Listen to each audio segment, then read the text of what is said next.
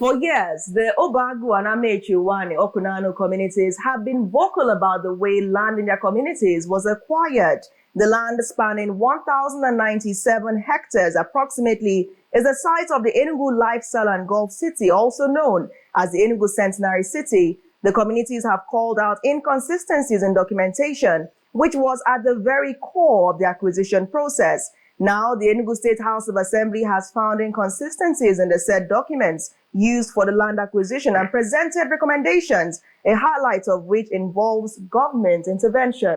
To assess these findings and recommendations by the State House of Assembly, we are joined now by the Editor-in-Chief, SBS Great Interviews, former Commissioner for Information in Enugu State, and an attorney at law, Ozo Igbonekwu Ogazimorah. Thank you so much for joining us today. Thank you very much. Good morning. Let's begin with a recap of the various findings and recommendations right before we get into it. Now, it was a lot of, it was quite a tornado at the weekend, especially at Enugu State House of Assembly, advised the state government as a matter of urgency to set up a high-powered panel for the amicable resolution of the tussle in the communities. They also went ahead to reveal that there were discrepancies in the documents presented and that the communities proved beyond reasonable doubt that they were not carried along in the process that led to the acquisition of their land.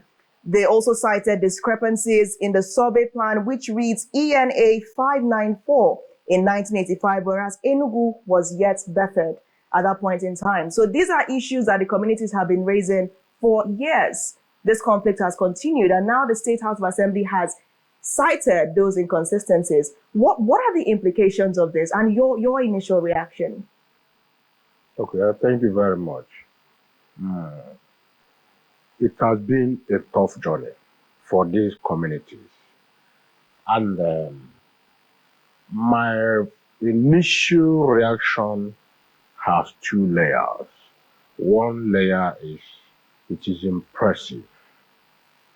The other is that I am also skeptical. You see, what has been happening there, if you try to trace it, has this stamp of manipulation. And the more the lands there get higher value, the more intense the manipulation. You remember these communities had the intervention of the governor, the previous governor, who promised to right whatever wrong. And then midway, he didn't right it. He actually intensified the hurt. When he caused the communities to yield certain land for settlement of some other interests, but which was not done. Now, this House of Assembly coming in, although the full report is not out, but the CAP is recommended that the right thing should be done. So now, that is, it now goes to execution. That is the executive branch of the government. Is the executive branch likely to do what is proper? You see, in Nigeria, especially among state governments, there is this behavior arising from usurpist interpretation of the Land Use Act. Many of them do not believe that the individuals have any right over the land because of that section vesting the land in the hands of the governor. But the law says as trustee, when you are a trustee, you don't own it. You are only in charge. There are other interests. Now, because of that, the governments have insisted on having the word development described by them, conceptualized by them, interpreted by them. That is the reason why a community will go into documentation of his land, is able to map it out, is able to parcellate it, is now able to register it with the same government then it begins to act on the land, either by sales or grants or whatever, by whatever alienation. Then, over a few years, the same government that gave approval for the layout, that gave approval for all the things they were doing, now turns around and say nobody should stand in the way of development. They now appropriate the whole land, reparcel it, name it another, give it another name, and begins to sell. So in now doing that, you should have stated ab initio that development should be the exclusive description or conceptualization of development should be the exclusive preserve of the state government. In the absence of doing that, the government has repeatedly lured people into destruction. You see, the government appears to be fixated in actually what it thinks about development. The developer who is coming from overseas, coming from Abuja, coming from Lagos, who is able to talk to government, pay government for 1,000 plots, is regarded as a developer. Meanwhile, somebody who is living in Enugu, saving up money, and is putting 500,000 in developing a plot over a space of 6 months, they say it is not development. Forgetting that in understanding of macro development, it goes into many facets.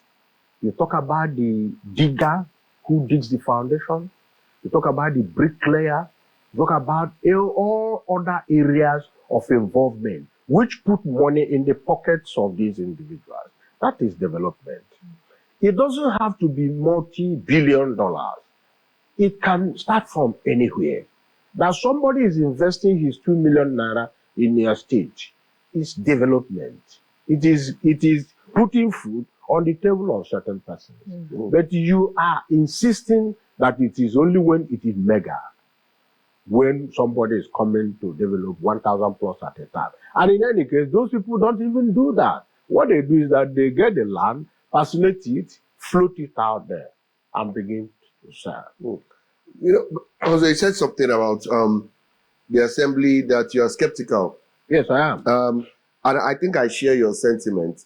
And I'm also a bit cautious because that statement, the right thing should be done, raises a lot of questions. Yeah. I mean, you have been on this journey with us. We've investigated this over 2 years, and barring some activities and filings in courts by some parties involved in this, we had the 318 hectares ready to show. You know, the most, which I think is still the most in-depth coverage of this whole issue. Hopefully, we are able to, you know, do our filings, get over this instituted legal action against AFIA to prevent us from showing it and eventually show it. But the question of the right, what is the right thing?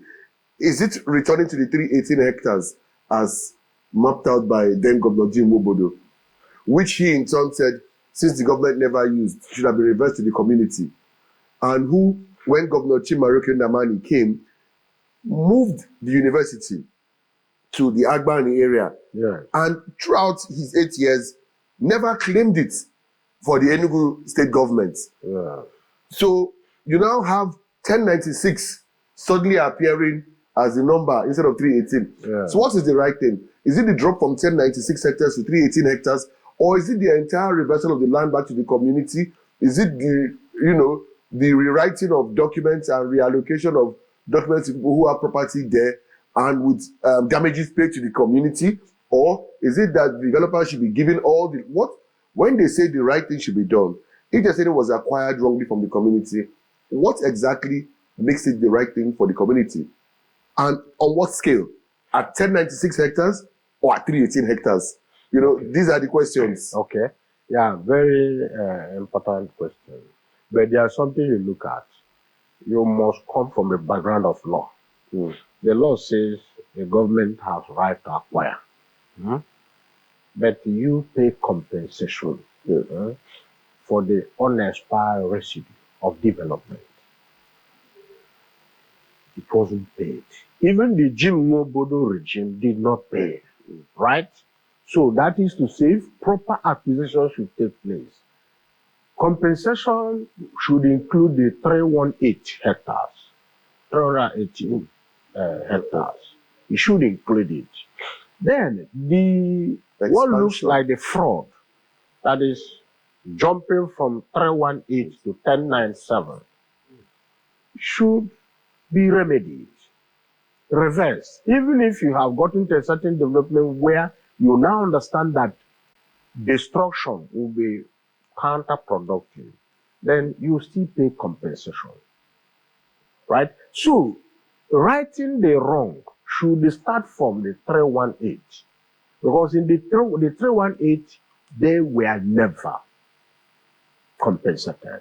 You have to compensate. The Governor Chiwobo did not revert the land to them, and by the actions of Governor Chimaroke Ndamani, and going through this whole process, it seems as if the only period where the community did not have land issues was actually the Chimaroke 8 years.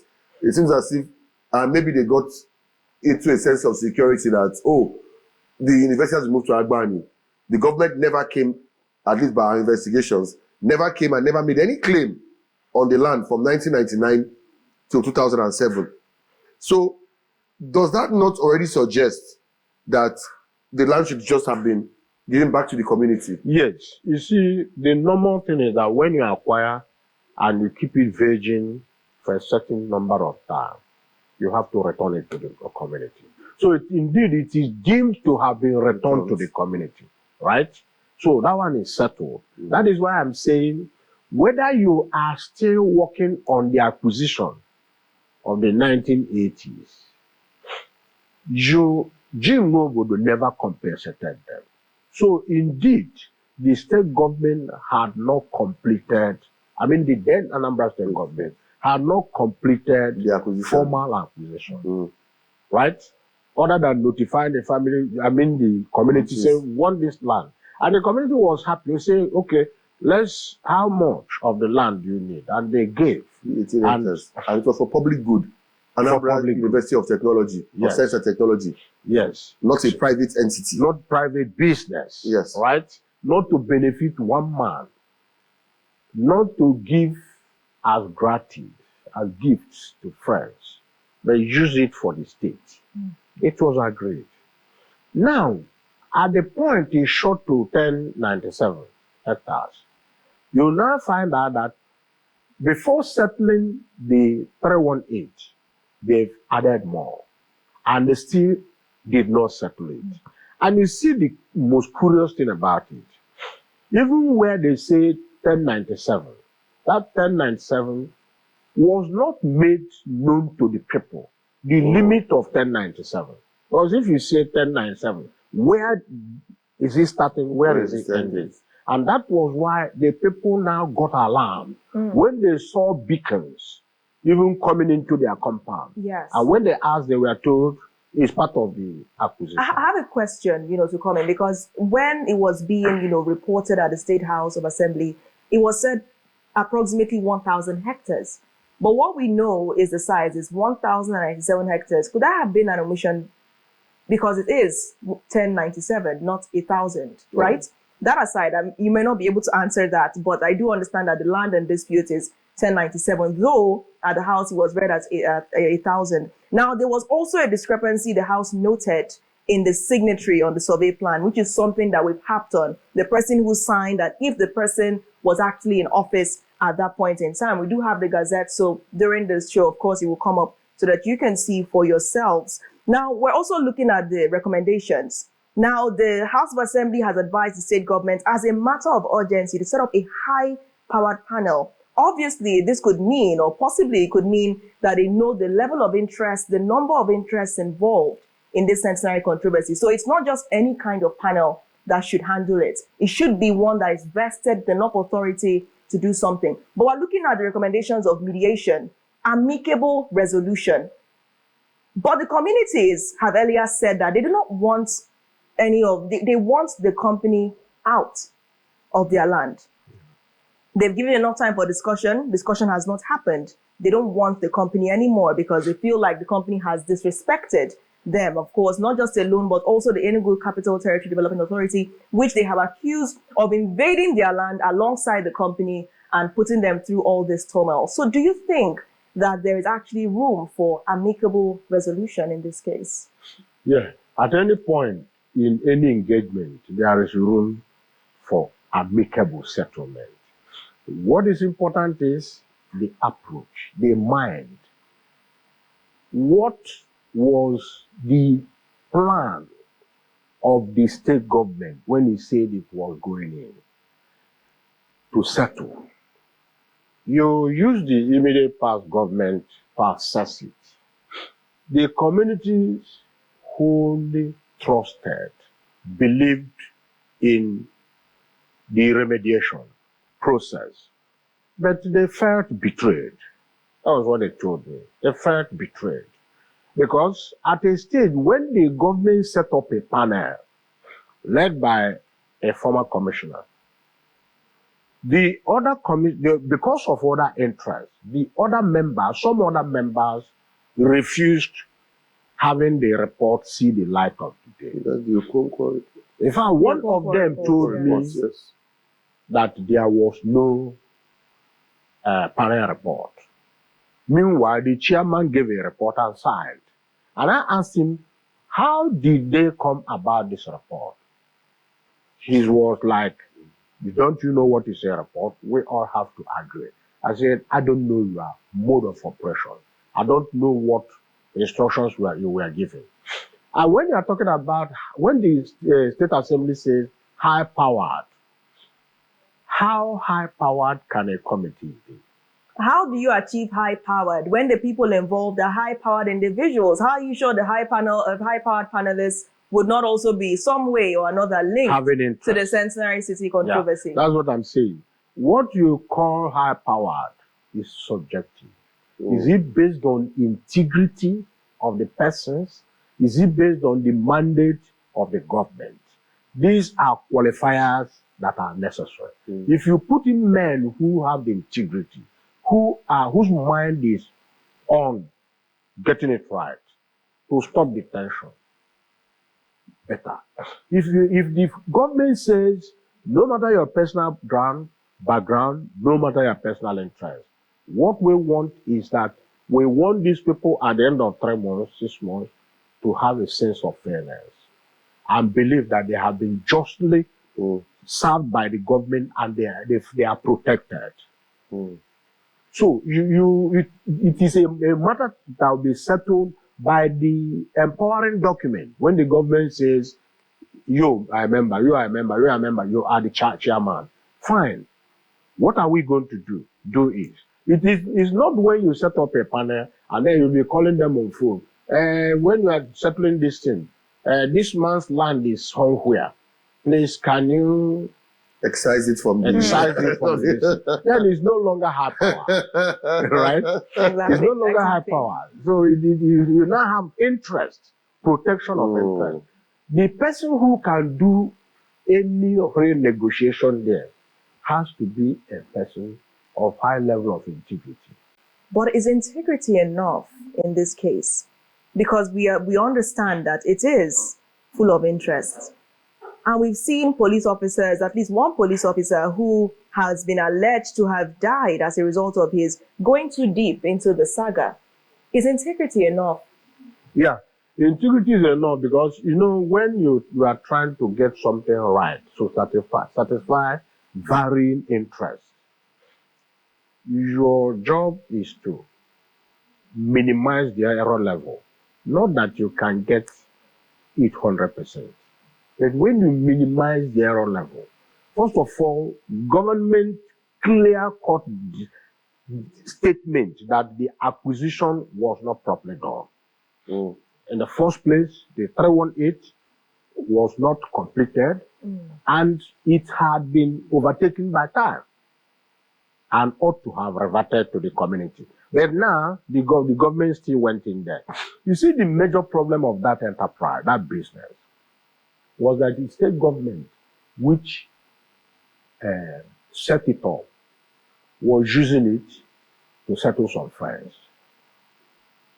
And those friends were not smart enough, or rather they were too arrogant to accept that the interests of the community had adhered there for a long time, from time immemorial, and you cannot just sweep it. If they had done the proper thing, that wouldn't have been a problem. Because already the government, the Land Use Act says the government can acquire, pay compensation, take care of all the other interests. Was that the only place or the first place government has acquired in Enugu State? No. It is because of the way it was started. All right. And now as the values go higher, the interests are strengthening. And let me tell you this.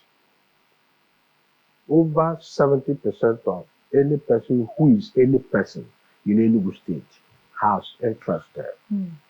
Nambi. I mean, the thing is interest is the key thing at the end of the day. Yeah. Because you mentioned the fact that, you know, people of integrity need to be on this committee, and I agree. There's also the part of me that always is skeptical about everything. So it's the assembly, all credit to them for bringing this out, because we know how the community, both at Enugu State and at Federal, had tried to get the attention of the assembly for a long time, and they kept getting sent back to, oh, go back to the court, oh, go back to your local assembly, oh, go back. So credit to this assembly in Enugu State for actually doing something about it. But now the question is, what is the motivation? Because we don't know that either. Exactly. There's this thing that happens in Nigeria where a thief is caught so that the loot can be given to another thief. Yeah. And so that's what somebody said to me over the weekend. Yeah. You know, I'm not trying to discredit the assembly, but what I'm saying is that the executive, the assembly, the judiciary need to be on top of this. It's a very good chance to set a precedent. All right. And this can go a long way. And even Enugu has a lot of land issues, the Southeast in particular. Yeah. This case could help so many lawyers because they could set a precedent. Yeah. The question now is, the assembly has done their job. What does the judiciary need to do now? Is there anything the state attorney general can do? Is there anything that needs to happen so that, you know, we can see some sort of progress? And to add to that, because that also brought up a very important question, what impact do these recommendations have on the ongoing legal proceedings? Nothing. It's just like you are in court and somebody comes in to say, can I settle it? All right. Then Nambi's question is on, how we can actually translate to something. You see, that issue of other interests, maybe in the interest of the State Assembly. The State Assembly may, and I actually think is altruistic, right? But I'm also scared that it is not the executive. The executive, you mentioned the Attorney General now. That is the executive saying, can we go back to status quo ante bellum? Can we go back to where we are?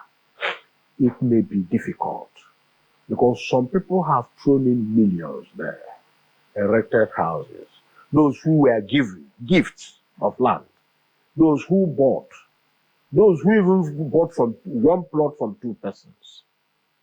You see where the conflict will arise. Even in the communities, they have some conflicting interests. Yes. You know, midway in the process of acquisition, the organization now tried to move in to break the community into families, saying they were going to deal with individual families, and now entering into agreements with individual families. And those individual families, by giving that grant, has compromised the global community interest. When you now want to settle it, the question will arise, is it the family interest or the community interest that is going to be settled? That is why it can only be solved from that standpoint of the State Assembly. Wrongly acquired, go back to the basics. Thank you so much, Ogazimorah. Nambi? I think we are going to have a lot more discussions on this because we're still speculating here, much like land speculators. Still, we have the full reports from the State Assembly that I hope we'll have you back then to look into details because till I see the fine print and I see the actual language of the documentation. What we are hearing now is the sentiment of the document. So when we see the actual language, then we'll come back and we'll discuss it again because I hope this thing can be settled soon enough. The 1 year Natalie and I have been on this thing, the human angle people don't know about is families that have been torn apart. People who have, because there has been internal conflict, not just between communities, but even within families, because money would scatter anybody. Yeah. Group. So it's that thing of, and this is, and there's also the cultural angle. You saw the chiefs who were very, very horrified because there was a beacon right at the Igwe's palace. Yeah. You see, that was in Obeagu, and they were like, Obeagu, why is there a beacon at our Igwe's palace? And I didn't believe it till we went to the palace ourselves. Because we went on a fact-finding mission. The man showed me. Obeagu, to Obinagu, to the communities inside, to the kindred families, to see with our own eyes. And I really hope that, because we look at these things as a holistic problem, forgetting that they are individual human beings and families that are going through things every day because of this issue. And they've been going through it for years. And that is the thing about that gets to me, because we have to forget our fellow human beings, that at the end of the day, even those like you mentioned too, that have sunk money into property there, many of them are people who is their pension, is their gratuity, a lot of that interest. they used to acquire, a lot of interest. that they used to acquire things there. So, all right. Thank you so much, Nnamdi. Thank you so much, Ogazimorah, for those valuable insights and assessing these recommendations. We'll continue to watch and we'll continue to follow, because a major complaint has been sometimes you see progress being made and all of a sudden, we heard that when we went to the communities, all of a sudden things just turn around. Nobody seems to care about the questions being raised. So we're still going to throw this open to anybody that thinks they have something to say about this issue. You can always reach out to Afia TV and join us on the Afia Morning Show as we also take your views and your opinions. If you have something different to say, do well to reach out.